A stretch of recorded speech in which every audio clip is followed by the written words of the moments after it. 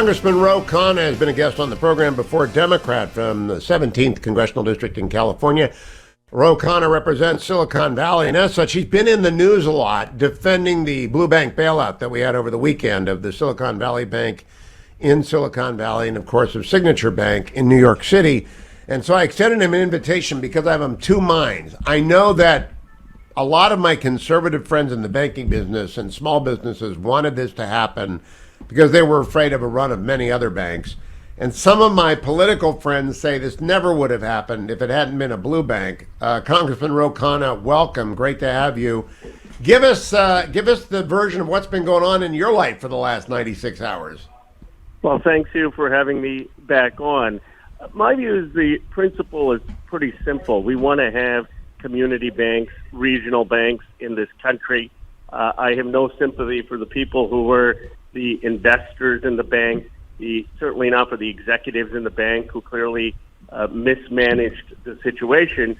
I do believe that the people who just had money in the bank lying there, they didn't know that those deposits were at risk, and they should be protected. If we don't do that, the result would have been that we'd have four banks in this country. Everyone from every regional bank, not just in Silicon Valley, but in red and blue states, would be pulling their money and putting it in J.P. Morgan, Citibank, Bank of America, and Wells Fargo. As it is, people are doing that, and those banks are having a field day. One final point for people who say, well, this is just because it's a blue bank.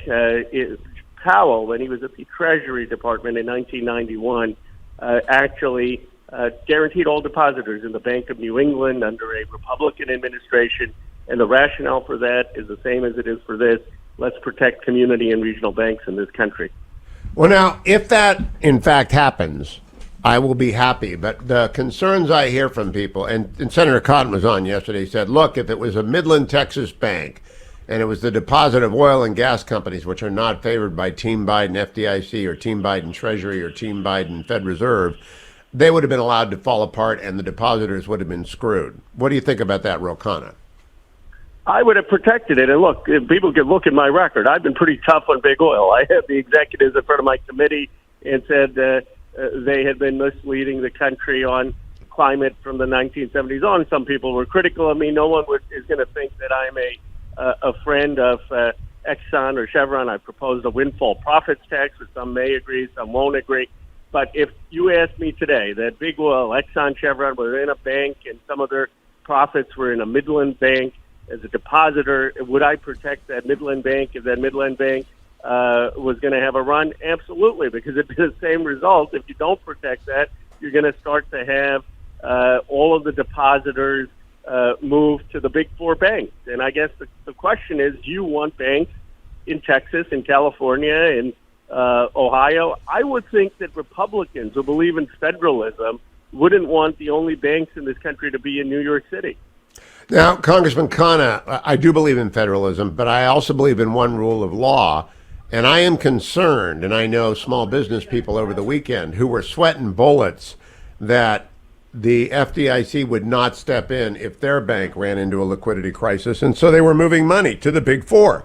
The real deal here is, has the FDIC de facto raised deposit insurance to an unlimited amount? Well, here's the thing, Hugh, and here are the facts. There's about $10 trillion in this country that falls under the FDIC insurance. That's accounts that have less than $250,000. There's about $8 trillion more that is currently uninsured. That does not fall under the under $250,000. My view of that is that if we want to guarantee depositors, which, by the way, we basically end up doing anyway since 1933. If you look at the history, when banks fail, it's very rare that we don't say that depositors are guaranteed. We should increase the bank premium, and that bank premium should fall on the largest account holders in terms of the cost. And that would, in essence, make sure that depositors are protected.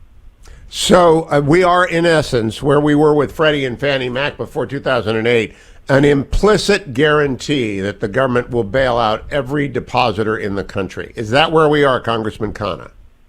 Well, I don't think it's going to come to that, but I certainly think if tomorrow there was a run on a bank in Arkansas or a bank in Texas or in Ohio, I don't see how the government wouldn't say that those deposits are protected. I mean, people would be outraged that you're protecting the deposits in Silicon Valley Bank, but not in a bank in Ohio. So I do think that the president and the Fed and the Treasury made it clear that depositors will be protected.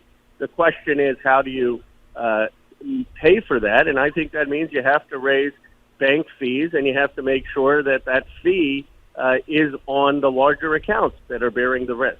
Well, if you're going to find another $8 trillion out there, that's a lot of fees, and those will go through to customers, right? In the middle of a recession, banks can't just absorb that. So that's a indirect tax on companies and depositors.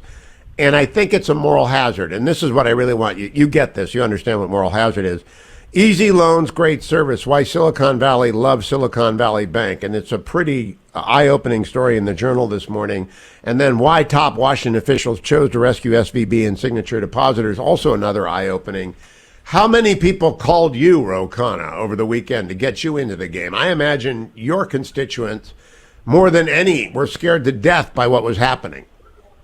Sure. I had on Friday 600 people on the line, but I'll tell you the stories they were telling me. These are 50,000 companies, some of them, by the way, leading in AI and defense tech. If people care about the United States being ahead of China. I mean, you wipe those companies out, you're basically losing a lot of the defense technology to China. I mean, some of these are being funded by DIU, by DARPA. These are companies that are developing the cure for cancer. These are companies, by the way, that employ people across the country. There was a payroll company that employs 400,000 Americans. And so, look, if people may not love Silicon Valley venture capitalists, they may not love Silicon Valley, they may think Silicon Valley's made too much money.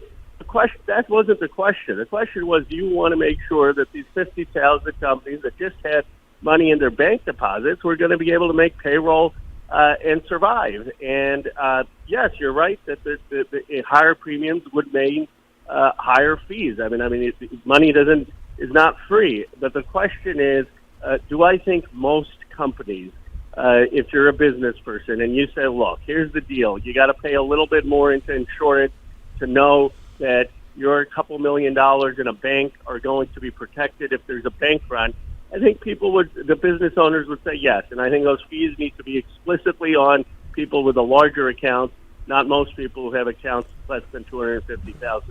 So last question, Congressman. I use Roku and I know how it works. And I don't know if they're friends of yours or they lobbied you. I have no idea. I'm just using them as an example. Rough numbers. Roku had $1.8 billion in liquid assets, $600 million of which were at the Silicon Valley Bank. Now, Roku is run by smart people. They're changing the industry. They're cutting the cord everywhere. So obviously they're very smart people. But is tech so insular, so absolutely divorced from traditional rules of banking that they ignored having $600 million on deposit in one bank with a $250,000 deposit insurance? I mean, what's wrong with the tech world?